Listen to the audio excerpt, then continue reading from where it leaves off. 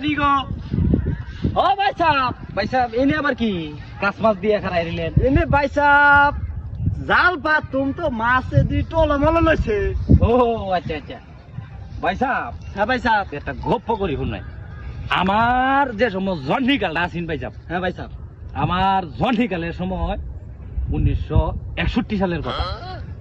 বহুত আগে। আমার যে সময় জন্ডিকালটা আছি যে আউরুকে একটা জাল ফাটছি ভাই সাহেব।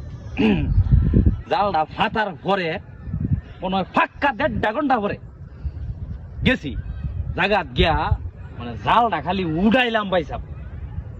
একেবারে 1.5 মণ ওজনের একটা মাছ ভাই সাহেব লাগিয়া বই রে। আই সর্বনাশ করছে রে।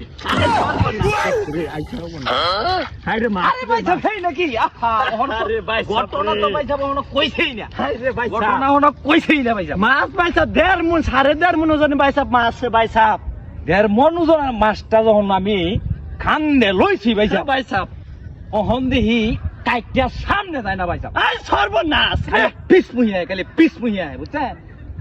আর আপনারা যে মাছ মারেন ভাই সাহেব, এই যে এদুর এইটা মাছ ভাই সাহেব। ভাই সাহেব আঙ্গনে যে দু মাছা তো দেই না খালি এদুর উড়ে ভাই সাহেব গো, এইটা মাছ ভাই সাহেব। আমরা জনে গেলে যে মাছ মারছি ভাই সাহেব, এটি হন কইলে এই যে হনের এইটা ফুলাহান, এই যে হনের এই যে এইটা ফুলাহান, এইটা ফুলাহানে কি বুঝবো এই আমরা এই মাছ মারা সম্পর্কে?